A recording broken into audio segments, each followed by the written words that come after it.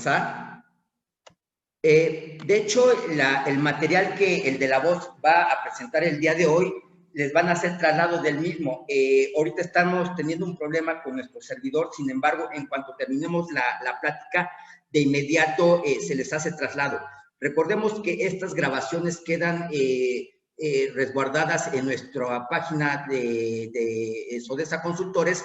Ahí podrán consultar la plática del día de hoy las veces que quieran. Y el material, en dado caso, a los que participan el día de hoy, se les hará llegar a través del mismo medio bajo el cual se contactaron. Y en dado caso, si alguien desea material de las presentaciones que tenemos con antelación, que ahí podrán verificar, es cuestión de que se contacten con la supervisora a efectos de que les haga traslado de dicho material. Pues bueno, vamos a empezar el día de hoy. Realmente lo que tenemos este día viernes es esta plática y este tema en el hecho de que, pues bueno, la autoridad ha cambiado su mecánica, su medida de fiscalización, y bajo este orden de ideas, al fin del día, quedamos vulnerables ante todo este tipo de mecanismos que se ha implementado o que ha venido implementando la autoridad en el transcurso del tiempo. Y déjame hacerte un comentario, mecanismos que les ha funcionado perfectamente bien a la propia autoridad. Aquí tenemos un punto donde la autoridad le apostó a su sistema, le apostó a su base de datos. Hoy por hoy le está apostando de nuevo a lo que corresponde a la factura electrónica. Si me pueden ayudar con sus micrófonos, se los agradecería infinito. Muchas gracias. Y le ha apostado precisamente a esta mecánica de fiscalización. Por ello, incluso, ya que tiene una recopilación, ya que tiene resguardada una base de datos referente a aquellos contribuyentes ya cautivos, ahora lo que pretende es perfeccionar. Es por esto el tema incluso del famoso CFDI versión 4.0, en el cual básicamente dentro de este procedimiento, y lo veíamos y fue todo un tema de las constancias aplicables hacia los trabajadores, y al fin del día tuvieron que dar prórroga porque resultó realmente imposible tener el mecanismo de supervisión correspondiente. Pero más allá de ello, quisiera yo platicar con ustedes el día de hoy. Precisamente, la propia autoridad va a tener ya la base de datos de personas físicas como tal. Es decir, hoy por hoy lo conocemos como el gran cúmulo o la gran base de datos que representa para la propia autoridad es la parte de sueldos y salarios. Teniendo una realidad hacia el interior de la propia autoridad, recordemos que no tienen perfeccionada su información, puesto que a través del tiempo se ha venido estableciendo mecanismos para efectos de registrar a los trabajadores. Sin embargo, no se ha perfeccionado en su totalidad. ¿Qué fue con lo que se encontró el día de hoy la propia autoridad? Y estoy ya refiriéndome y entrando al tema ya como personas físicas. Muchas veces tenemos el régimen de asalariados y utilizamos nuestro régimen, hacemos depósitos en efectivo, no llevamos una debida contabilidad al interior de nuestras finanzas y podemos ser vulnerables por la propia autoridad.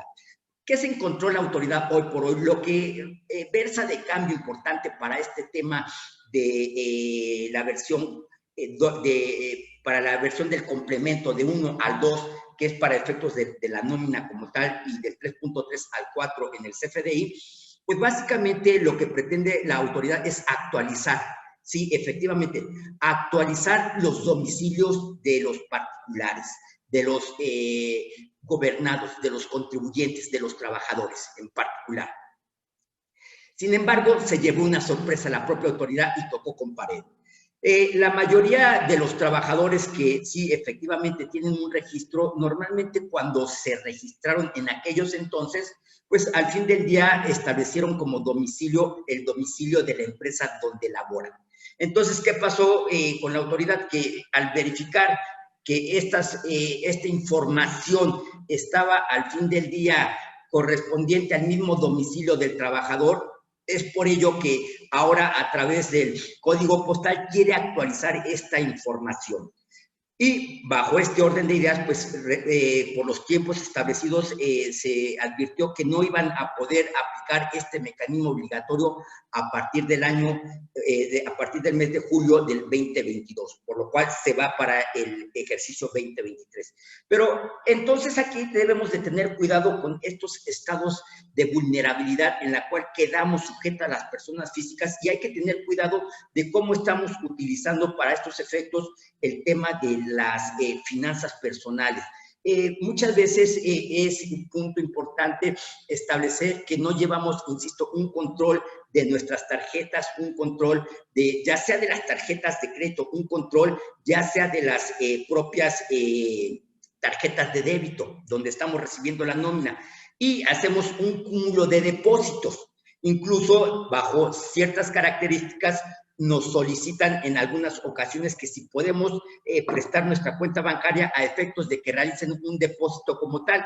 Sin embargo, pues bueno, aquí está este tema de la vulnerabilidad. Recordemos que estamos en un estado de derecho. ¿Qué significa esto? Que bueno, es un país donde tenemos derechos y obligaciones. Y bajo este orden de ideas, una de nuestras obligaciones como gobernados es contribuir al gasto público. Y lo vamos a hacer a través de los ingresos que tengamos como personas físicas, básicamente, y digo, hablando en relación a este tema como tal. Es a través de los ingresos que vayamos obteniendo, estamos obligados al pago del tributo correspondiente.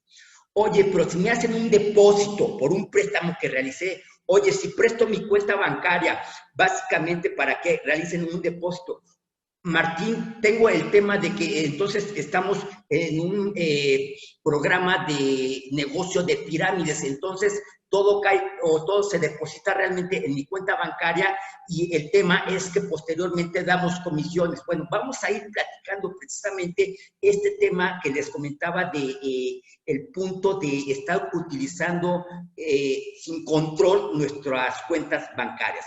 Y dice el artículo 90 de la Ley del Impuesto sobre la Renta, así como lo dice la Constitución, que estamos obligados a contribuir al gasto público, también nos deben de dar ordenamientos, mecánicas, procedimientos para poder hacer esta contribución a la propia, al propio Estado, para poder sufragar estos gastos públicos.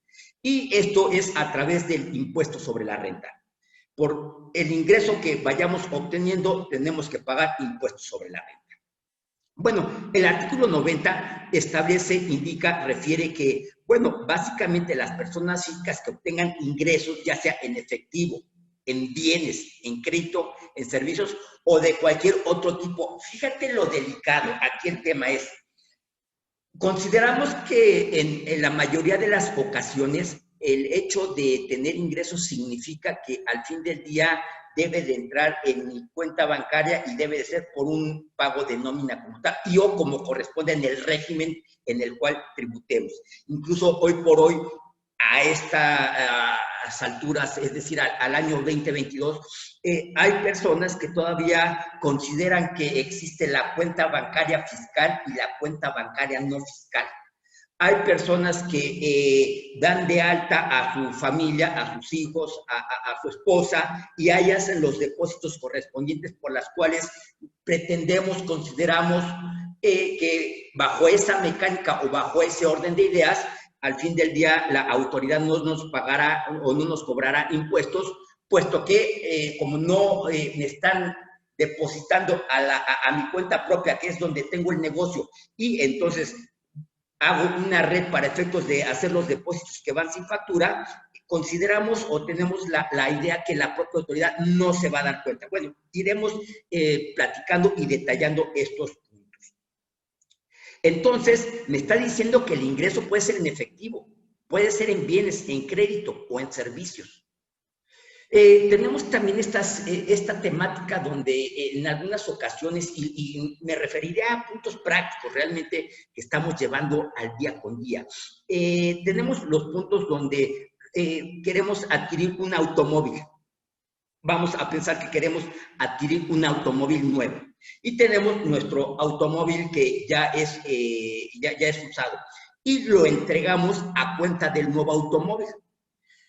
Si lo vemos en forma aislada, bajo ese orden de ideas, podemos establecer que no tengo un ingreso propiamente, puesto que al fin del día lo único que hice fue entregar mi automóvil como pago a cuenta de una nueva unidad. Bueno, bajo esa tesitura de la transmisión de la propiedad de mi automóvil, ahí hay un ingreso, ahí hay una enajenación, por la cual estoy obligado al pago del impuesto sobre la renta. La realidad es que nosotros, como personas físicas, cuando hacemos este tipo de operaciones, no nos damos cuenta. Pero quien le informó realmente a la autoridad de todo este movimiento que se realizó fue la agencia que realizó la enajenación de la unidad. Nos generaron un registro, le informaron a la propia autoridad, nos generaron una factura y están autorizados para generar las facturas por cuenta de nosotros. La realidad es que nosotros nunca nos dimos cuenta de toda esta operación, pero sí va a haber un momento en el cual vamos a ser notificados. Y ese momento es cuando la propia autoridad, al fin del día, nos va a notificar y nos va a indicar que tenemos pendiente un pago de impuestos con la autoridad por la operación que realizamos. Y entiéndase como ingreso, digo, al fin del día, este es el punto radical de las leyes, que no hay un punto de legibilidad hacia la propia norma y es un punto de interpretación a la misma. Bajo este orden de ideas, para unas personas, y entiéndase como gobernados, que no son especialistas en el tema, ingreso puede significar un depósito en su cuenta bancaria. Para otros, ingreso puede significar el hecho de haber emitido una factura. Como es una área ya muy técnica lo que corresponde al derecho tributario, pues bajo este orden de ideas hay que tener un análisis, hay que tener cierto conocimiento de la norma para poder llegar a la interpretación, porque entonces nos podríamos cuestionar y realmente qué es un ingreso, por qué ingreso o por qué concepto de ingreso que considera la autoridad dentro de las normas jurídicas es por las que realmente tengo que pagar un impuesto. Y entonces aquí entramos en este dilema. Bueno, a través del tiempo y se ha estado cuestionando toda esta tesitura y básicamente, pues los tribunales han establecido, se han pronunciado en algún concepto relacionado con el mismo.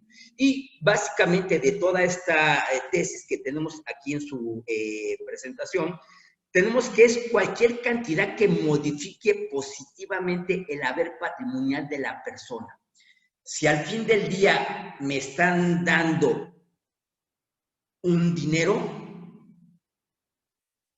bajo la característica de que si yo te regalo este dinero, que jurídicamente se le llama donativo, lo que le da la esposa al esposo como depósito para el tema de los gastos de la casa o al revés, el esposo a la esposa, porque sí, ya van mediando las funciones, no es que precisamente el hombre provea.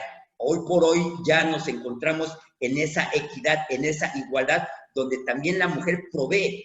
Oye, pero es que le estoy depositando nada más para los gastos del día con día, para el consumo de alimentos. Pues al fin del día, si lo vemos en forma aislada y la autoridad no lo tiene concebido, es una persona que al fin del día no está declarando y está obteniendo un depósito bancario. Iremos viendo cómo se soluciona todo este tipo de información.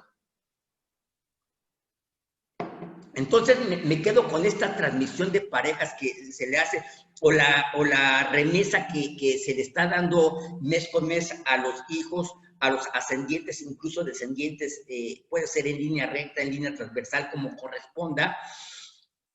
Se establece, se indica que, bueno, ¿por qué va a ser ingreso si al fin del día ese dinero me lo están otorgando? Pues precisamente por este concepto que dice que es cualquier cantidad que modifique positivamente el haber patrimonial.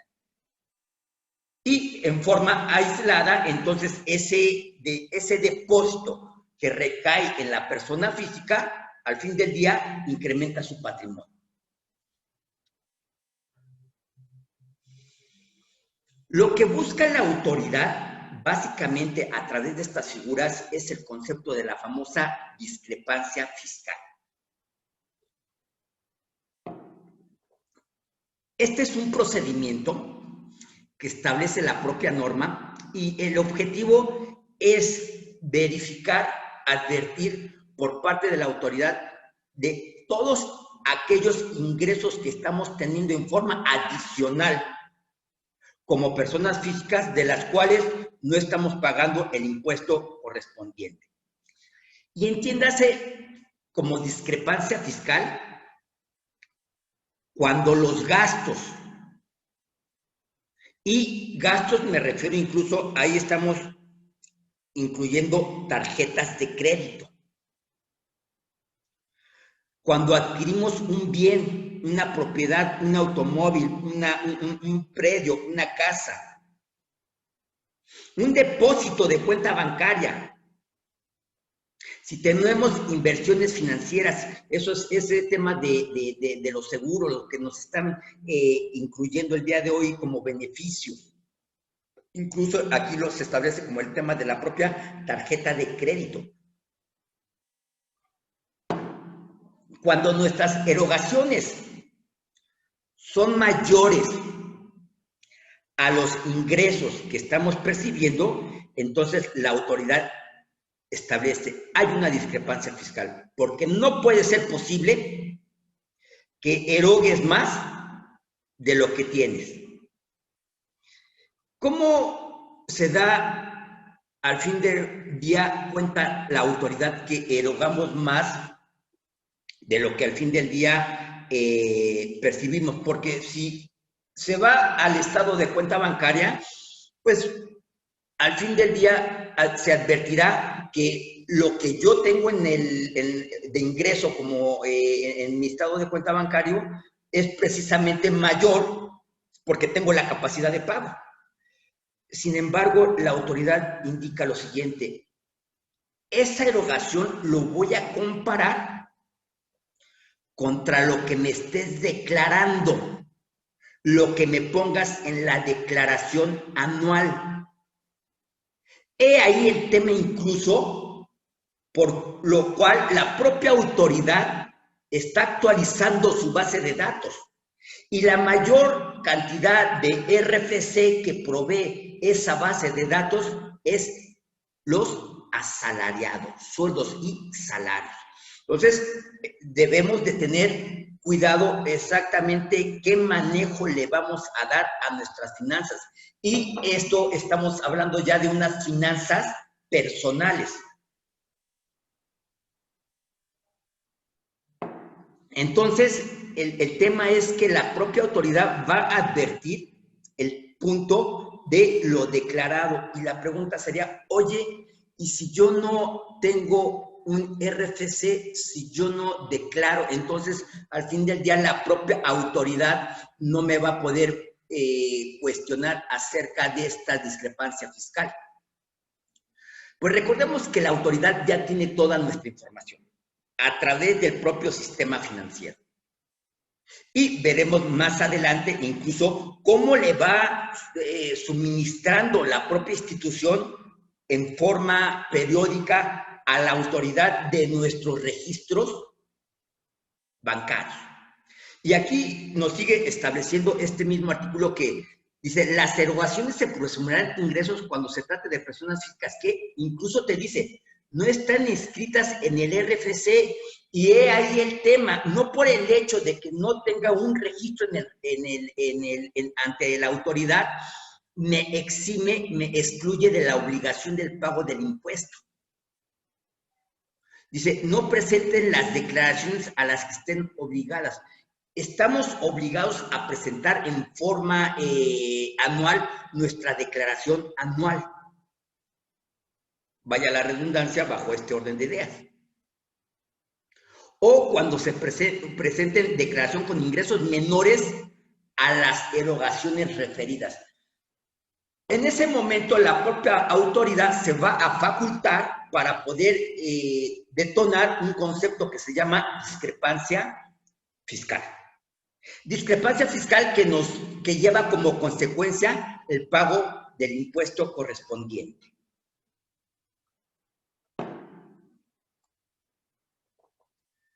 Ahora te dice, depósitos que no se van a considerar erogaciones. Aquí me voy a permitir leer la lámina porque es muy importante, insisto.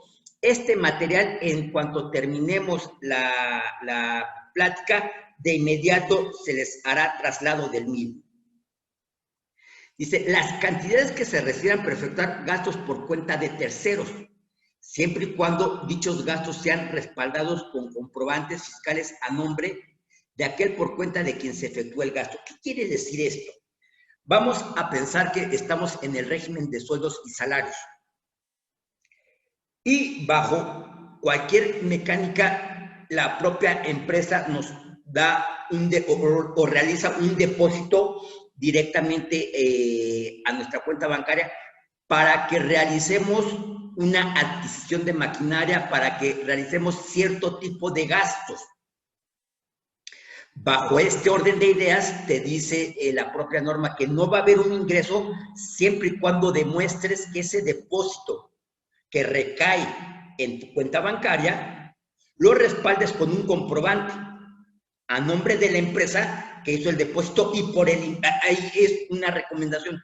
Tiene que ser por el importe exacto, porque la autoridad al momento de realizar sus actos de fiscalización, quiere precisión y no tiene una apertura para poder discernir al fin del día si nos depositaron 400,000 y la erogación fue por 390,000. La autoridad considera que son diferentes operaciones, siendo la misma, por lo cual es importante sí tener conciliada esa información. Y así lo vamos realizando. ¿Cuántas veces no nos solicitan o no nos piden que realicemos un gasto por cuenta de un tercero? ¿Sabes qué? Al fin del día vamos a realizar o vamos a adquirir algún artículo, por favor, realiza el gasto y yo te lo doy en efectivo.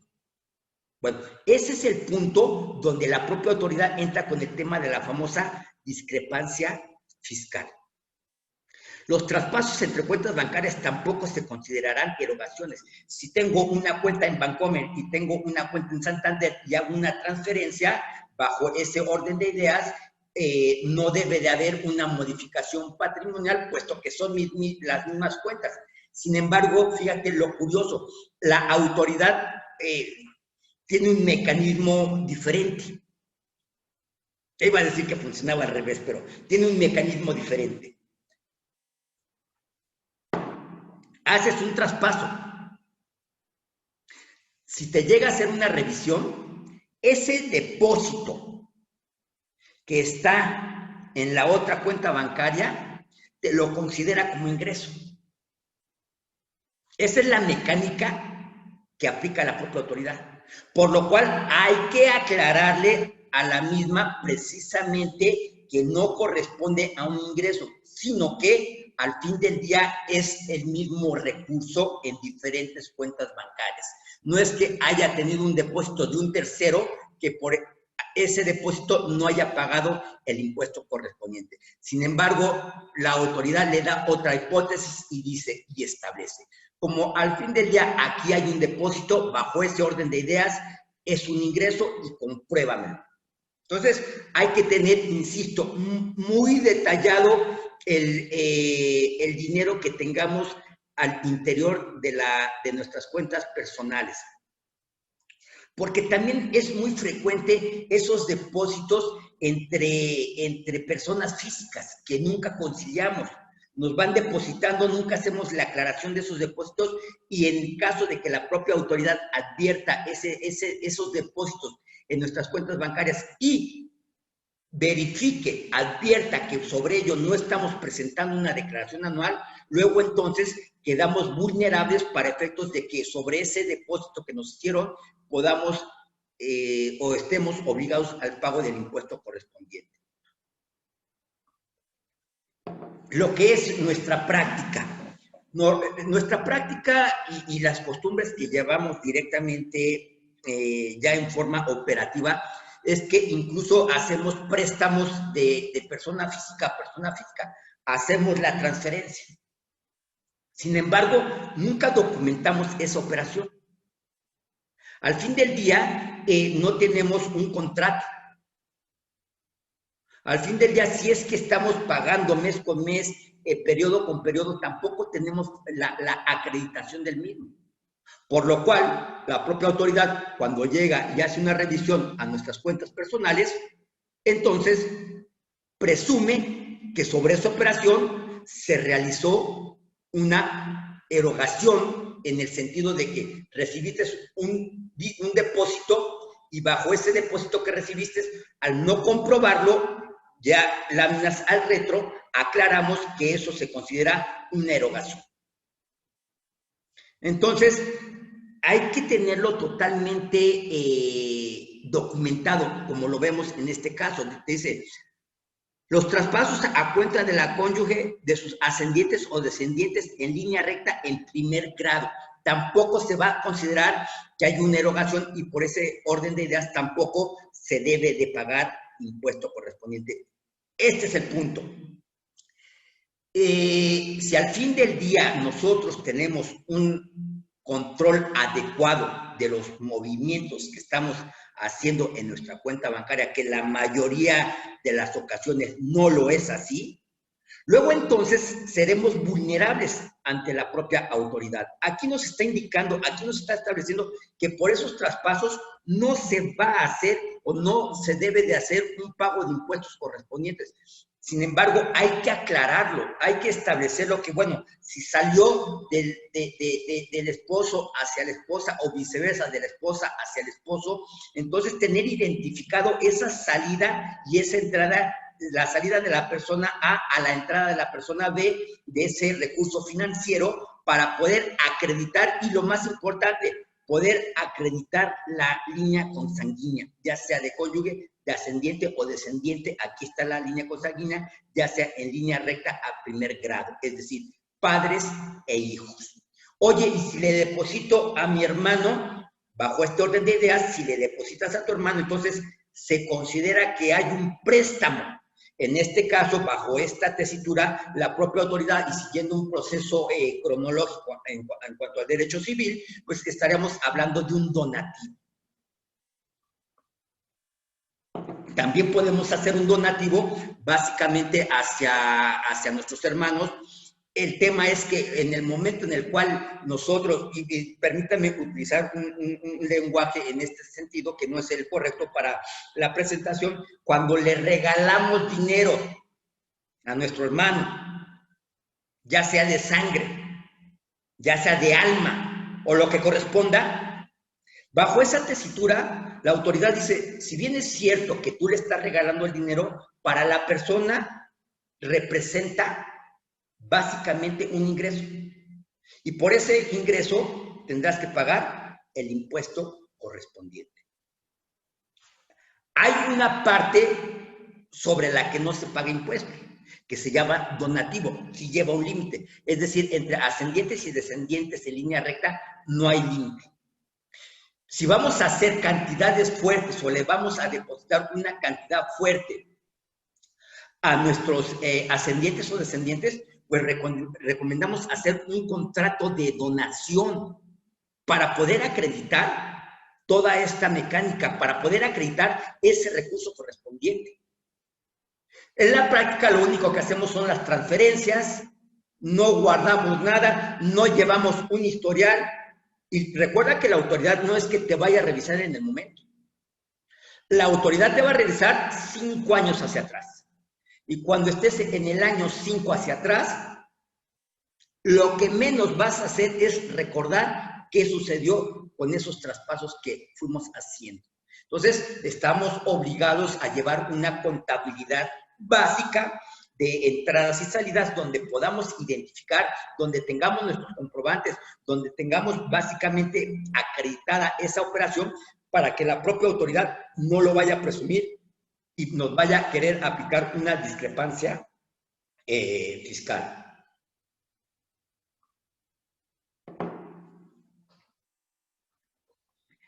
Te dice que los ingresos determinados se considerarán omitidos por la actividad preponderante del contribuyente. El punto jurídico es este. Ok, autoridad, si bien es cierto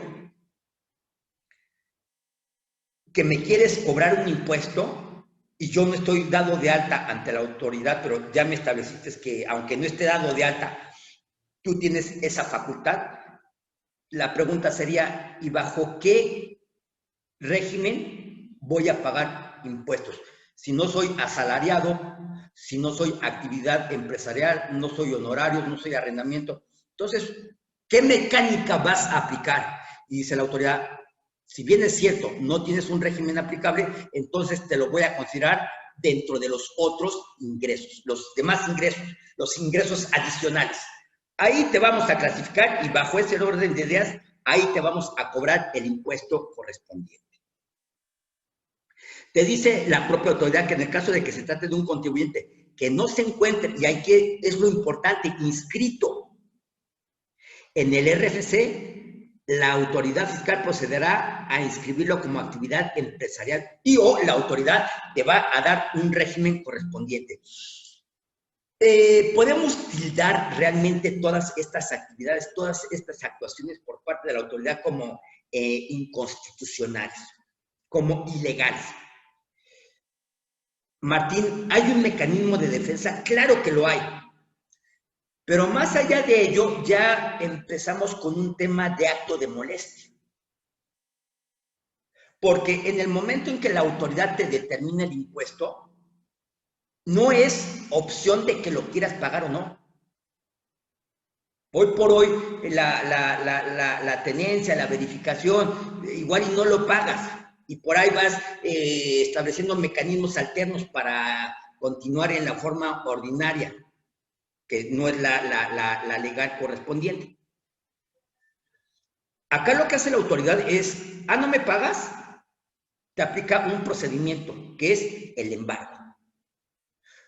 Por eso hay que atender, hay que darle fluidez y hay que tener un cuidado específico en toda esta información. El punto aquí es, no debemos de tener problema con la autoridad siempre y cuando tengamos cuidado con la información que vamos manejando. Utilizamos la tarjeta de crédito y la tarjeta de crédito la vamos pagando con aquel efectivo que tenemos porque hicimos un trabajo y nos pagaron en efectivo. Y ahí vamos pagando la tarjeta de crédito en efectivo. Realmente la autoridad dice, a ver, ya está fiscalizada la tarjeta de crédito. No es una cuestión que establezcamos de que querramos o no querramos de que nos las fiscalicen. Ya eso es una facultad que tiene la autoridad e insisto que el propio banco le está suministrando a la autoridad en forma mensual. Entonces, hay que tener cuidado con estos manejos que vamos haciendo directamente.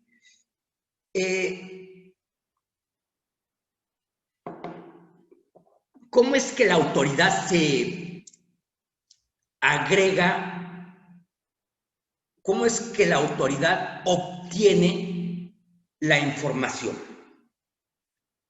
Pues de entrada es todo lo que ella obra en su expediente, como tal. Incluso la proporcionada por un tercero o una autoridad. ¿Quién puede ser ese tercero? Un banco. ¿Quién puede ser ese tercero? Un notario. ¿Quién puede ser ese tercero? El uso de tarjetas de crédito o similares a las tarjetas de crédito. Están obligados, recordemos que y nos estamos ya enfocando en otra ley que es la ley, permítame utilizar este concepto que es el más conocido para todos, la ley del lavado de dinero. Si vamos a adquirir un inmueble, la constructora está obligada a informar. Si vamos a hacer una operación ante notario, el notario está obligado a informar. Si adquirimos un automóvil, la distribuidora está obligada a informar bajo esta ley de lavado de dinero. Si vamos a casas de juego, estas casas de juego están obligadas a informar. Entonces hay una serie de instituciones que ya le están informando a la autoridad y que nosotros consideramos que al fin del día, como estamos haciendo operaciones en efectivo, la autoridad no se da cuenta. En el momento en el cual materializamos ese efectivo, es decir, o bancarizamos o sistematizamos ese efectivo, ¿cómo lo podemos hacer?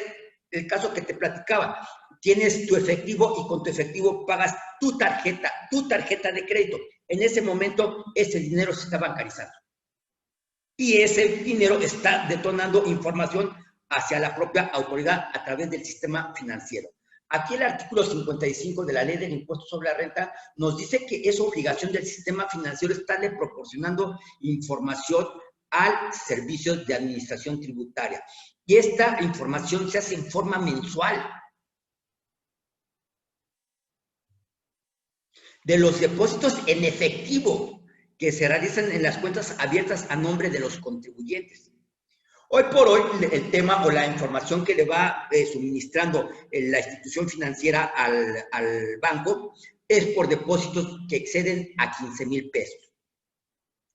Pero más allá de ello, entonces, no quisiera que nos fuéramos con una expectativa o con una falsa apreciación. Conocido jurídicamente como error, una falsa apreciación de la realidad. Entonces, si hago depósitos inferiores a 15,000 pesos, no voy a ser fiscalizable. La autoridad te va a fiscalizar desde 1 peso en adelante. El hecho de que los bancos le informen a la autoridad de 15,000 pesos en adelante al propio Servicio de Administración Tributaria, no implica que la propia autoridad no tenga la facultad para poderte fiscalizar por depósitos menores a 15,000 pesos. Bueno, entonces, ¿cómo se va a dar cuenta la autoridad si al fin del día tengo depósitos inferiores a 15,000 pesos y la institución no se los está informando? Recuerda que entonces hay terceros que ya le están informando, como pueden ser las propias autoridades y, en dado caso, las instituciones que hicimos referencia, entre otras muchas.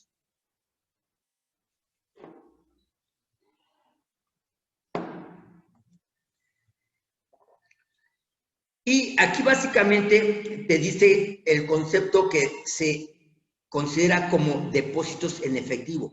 Y son los depósitos en moneda nacional o extranjera que se realicen en cualquier cuenta de las personas físicas. Entonces hay que tener, insisto, cuidado de cómo consideramos, cómo manejamos nuestras finanzas personales. Porque incluso te dice que hasta los cheques de caja también se consideran depósitos en efectivo. En dado caso de que la propia autoridad determine la discrepancia, tendremos un periodo, un derecho de audiencia de 20 días para poder aclarar lo que a nuestro derecho corresponda. Y el tema de aclarar no es en forma verbal, se tiene que aclarar en forma documental. Y era el tema que te comentaba hace rato. No tenemos contratos, al fin del día, en caso adicional, los depósitos, los retiros, no llevamos un orden de nuestras propias cuentas correspondientes. Adicionalmente, y aquí un punto muy delicado, que en dado caso que hayamos obtenido como personas físicas un préstamo, un donativo o un premio en forma individual o en su conjunto hayan excedido a 600,000 pesos, estamos obligados a declararle, a informarle, a suministrarle esa información al Servicio de Administración Tributaria. Estos conceptos que te estoy mencionando, por su naturaleza fiscal, no se consideran ingresos, excepto que no se los hayas declarado a la propia autoridad. Fíjate lo delicado. Un préstamo por ningún motivo se considera que es ingreso, puesto que no tienes una modificación en tu patrimonio al momento de que tienes un préstamo, adquieres una obligación. Estás balanceado. Por el solo hecho de no haberle informado a la autoridad en tiempo y forma en la declaración anual este préstamo, se considera ingreso omitido. Lo mismo sucede con los donativos y lo mismo sucede con los premios. Si es una operación real, yo lo que recomiendo es que, aunque sea por 200,000, 300,000, si tienes toda la documentación, decláralo, infórmalo. Porque entonces la propia autoridad, precisamente el elemento, la herramienta, la génesis de toda la información de la que te he estado platicando, es la declaración anual. Ahí va a advertir precisamente lo que tienes en depósitos contra lo que le estás declarando a la autoridad que tienes como ingresos, contra las erogaciones que tienes realmente ya. Y punto importante, ya no dentro del propio negocio, incluso a nivel personal con las tarjetas de crédito. Las agencias de viaje están obligadas a informar por operaciones vulnerables, por lavado de dinero. Entonces, es cuestión de tener presente que toda la operación que vayas a realizar debe de estar totalmente controlada. Ahora, por su propia naturaleza, si tenemos un viático, ¿qué es un viático? Pues básicamente es una provisión que se le entrega en específico, y no quiero decir que con esto sea único a los trabajadores, para efecto o como herramienta para que realicen su trabajo. Eso no es un ingreso. Sin embargo, la propia ley del impuesto sobre la renta sí le da un carácter de ingreso, pero dice, al fin del día, es un ingreso exento. No me vas a pagar impuestos por ello. Si haces una enajenación de casa-habitación y excede a las 700,000, es menor a 700,000 UDIs, tampoco vas a pagar impuestos. Y si tienes una herencia y un legado, indistintamente del monto, tampoco se paga impuestos. Sin embargo, estos tres conceptos también se tienen que informar, porque por el solo hecho de no informarlos, entonces quedas vulnerable al pago del impuesto correspondiente. Y hemos tenido casos aquí en Sodesa, en particular por lo que corresponde a la enajenación de casa-habitación. Operaciones que se hacen en un monto superior a 700,000 UDIs. Al fin del día, las personas físicas que son propietarias y que hicieron la enajenación de la casa-habitación, y bueno, la mayoría, siendo honestos, consideramos que como se hace ante un notario público y al fin del día, en cierta medida, cuando corresponde, el propio notario retiene impuestos y lo que corresponda, consideramos que ya no tenemos obligación adicional. Y desafortunadamente, no es obligación del notario, pero desafortunadamente no nos asesora. Y por el solo hecho de no haber informado a la autoridad de que vendiste tu casa habitación, te va a querer cobrar el impuesto correspondiente. Ya tuvimos un caso, ahora tenemos otro caso, dos casos similares a esto. Y básicamente la forma de desahogarlos es a través de los tribunales. Porque aquí está establecida aquí la norma, está regulado.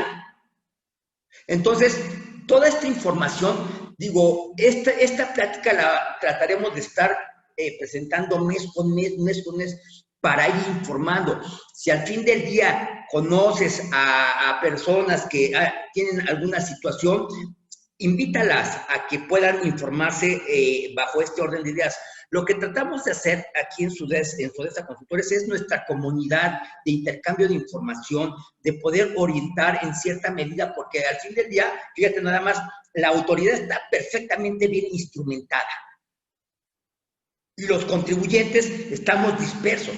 Y si tenemos la oportunidad de poder informar, de podernos retroalimentar directamente en relación a este tema, a estas situaciones que se van viviendo día con día, donde entonces el tema es que la persona que vendió su casa habitación, pues claro que está que no tiene dinero para pagar los impuestos porque con ese dinero al fin del día compró otro patrimonio.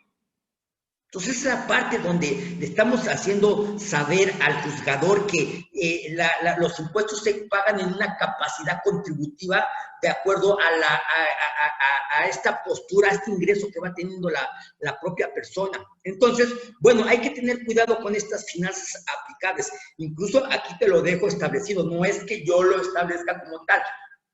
Este es un ordenamiento correspondiente y te dice aquí incluso que cuando hagamos una operación de donación mediante escritura pública y el monto exceda de 5,000 pesos, entonces tendrá que realizarse ante fedatario público para que esa donación tenga una vida jurídica y sea oponible ante terceros.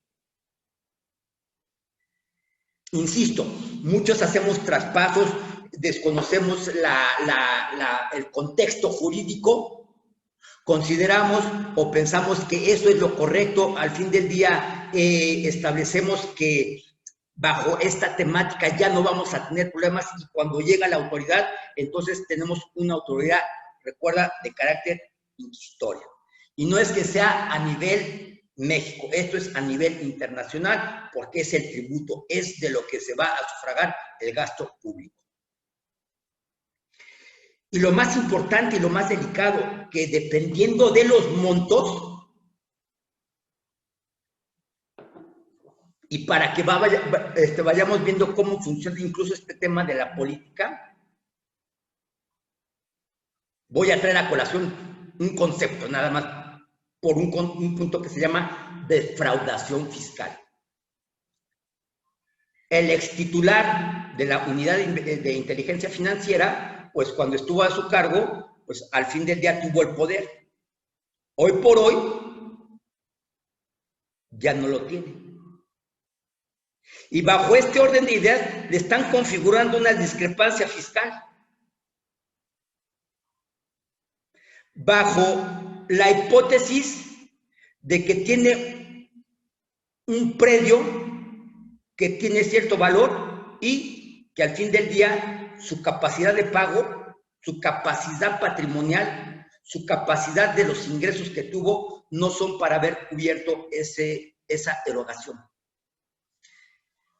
Así es como se maneja todo esto. Entonces ahora le quieren configurar la defraudación fiscal por el tema de estos bienes se le establece adquiridos de forma ilícita.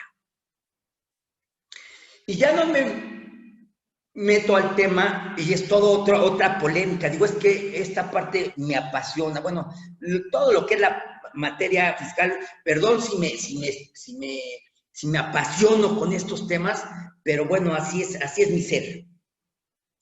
Tenemos la ley de extradición de dominio, extinción de dominio, y viene muy conjugado con estos temas, que eso también incluso lo veremos, yo creo y considero que en puntos adicionales o en puntos futuros para poderlos traer a colación. Incluso hasta dónde está vulnerable nuestra propia propiedad si somos arrendadores de bienes. Entonces, aquí dice que la defraudación fiscal se va a configurar si hubo una discrepancia fiscal y te dice, en la misma forma será sancionada aquella persona física que perciba ingresos acumulables cuando realice en un ejercicio fiscal erogaciones superiores a los ingresos declarados en el propio ejercicio. El concepto de discrepancia fiscal. Pues bueno, vamos a empezar a dar el cierre del día de hoy. Básicamente, insisto, este material se los haremos llegar. El tema es, recordemos, los viernes son pláticas de carácter informativo. Es un tema que queremos ir incrementando. Si es que tienes conocidos les puedes platicar, si es que te gustó esta plática, les puedes comentar, puedes difundir esta información. El próximo viernes tenemos un tema totalmente interesante, algo que se está detonando hoy por hoy, donde, bueno, ya vimos que cómo la autoridad, a través de sus mecanismos del CFDI, está aplicando esta mecánica para efectos de detonar el impuesto sobre la renta. Dentro de 8 días veremos la misma hipótesis, pero ahora para efectos del seguro social. ¿Qué es lo que está implementando o qué es lo que ya implementó el seguro social para el tema de las cuotas obrero-patronales? No quiero despedirme y agradecerte antes de comentarte que el próximo jueves tendremos ya un curso referente a lo que corresponde al aspecto legal, contable y fiscal de los dividendos. Haremos todo un análisis, ya es un curso de 4 horas. Si te interesa, la información la puedes verificar en la página y o, en dado caso, con la persona en la cual hiciste el contacto. Asimismo, quiero agradecerte que me hayas otorgado 1 hora de tu tiempo, que hayas confiado en Sodesa Consultores y que al fin del día el motivo por el cual tomaste esta plática tenga un beneficio directamente para ustedes. Así también les comento que tenemos un grupo de WhatsApp donde presentamos información de manera o de forma legal, fiscal, contable. No nos metemos a otro tipo de información, puesto que básicamente es el tema, es esta comunidad que tratamos de hacer de café entre colegas en Sodesa Consultores, que incluso te comento que tal vez en 15 días ya regresemos a nuestros cursos presenciales, a los cafés fiscales presenciales. Estos serán el día sábado aquí en la Ciudad de México. Tiene un costo de recuperación mínimo y básicamente en esta plática nos llevaremos los sábados un par de horas, temas diversos. El tema es mantenernos retroalimentados. Ahora, adicionalmente te comento que si tienes un tema en particular que quisieras que se impartiera en este tipo de pláticas gratuitas, por favor solicítalo a la persona con la cual te contactaste a efectos de poderlo sesionar en forma colegiada aquí en Sodesa Consultores. Y si el tiempo da para que se pueda hacer una plática, con todo gusto lo podremos hacer. Pues bueno, voy a pasar al tema de preguntas y respuestas. Denme un segundito. Denme un segundo, por favor.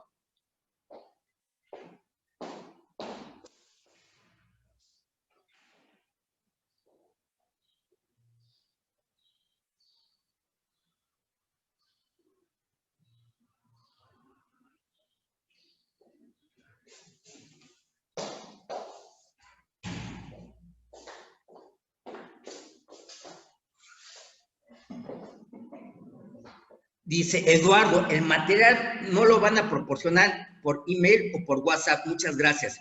Mi estimado Eduardo, la realidad es que por uno o por otro medio te va a llegar el material y al fin del día va a estar a tu disposición. Humberto, muchas gracias, Martín. No sé si seas Humberto Valera, pero bueno, Humberto, muchísimas gracias, mi hermano. Daniel Córdoba, mi estimado Daniel, excelente exposición, Martín. Un fuerte abrazo. Igualmente, mi estimado Daniel, y un agradecimiento por lo que vas compartiendo día con día en el grupo de WhatsApp. Considérate, y bueno, así es lo que tratamos de hacer, que todos sean parte, sean miembros de Sodesa Consultores. Insisto, si tienen algún tema en especial, con todo gusto lo podríamos exponer.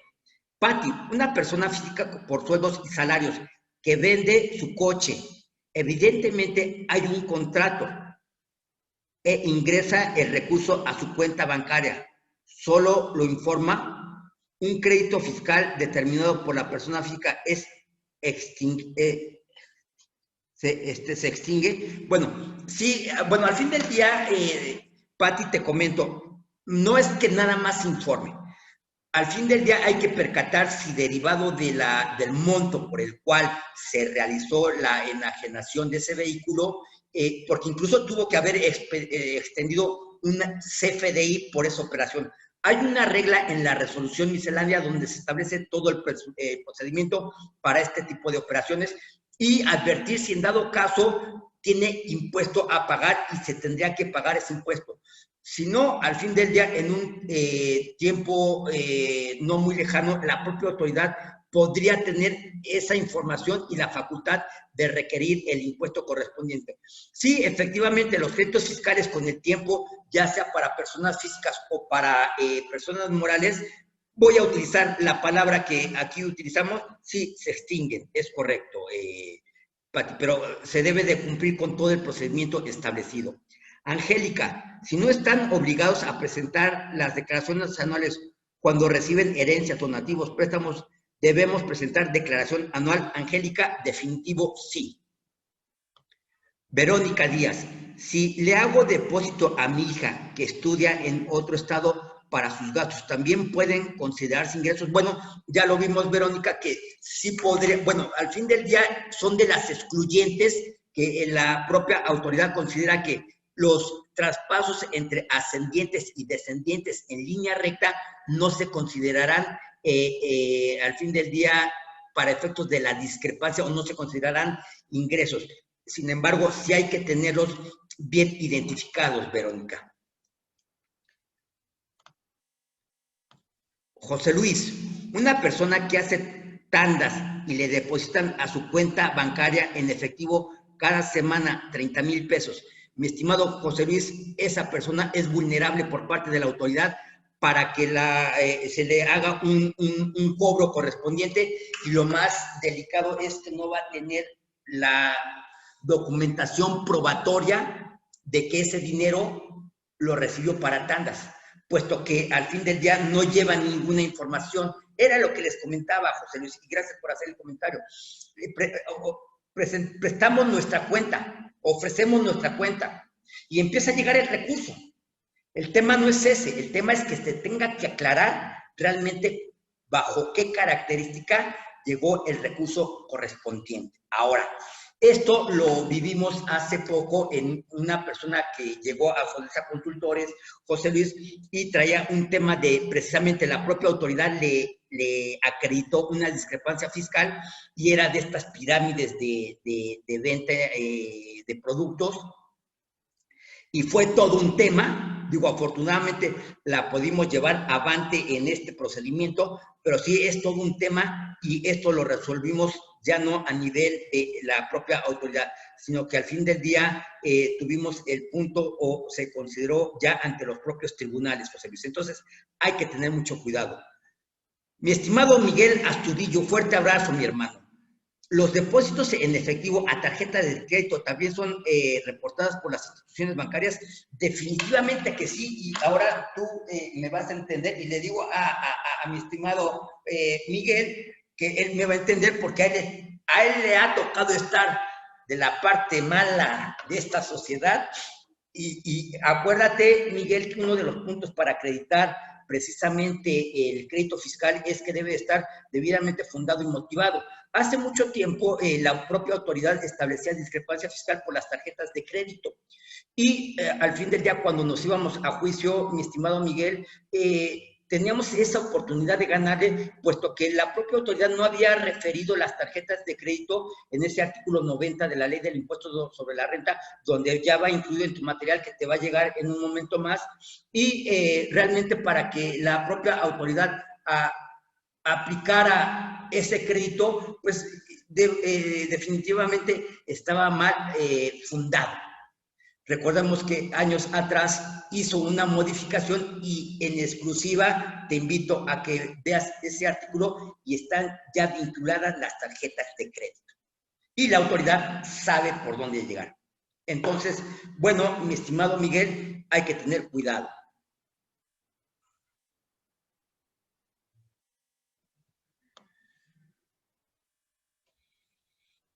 Dice Eduardo, el material, ok, Pedro a la torre, excelente como siempre, gracias por compartir el conocimiento.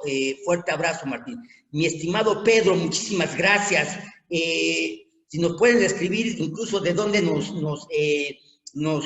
dónde nos están escuchando, se los agradecería. Guadalupe Espinosa, Lupita, muchísimas gracias. Fuerte abrazo para todos. Pues bueno, siendo las 12 horas 8 minutos, hora Ciudad de México, les doy y les agradezco que nos hayan seguido. Les extiendo un fuerte abrazo. Les deseo un extraordinario viernes y un excelente fin de semana. Muchísimas gracias, G. Domínguez.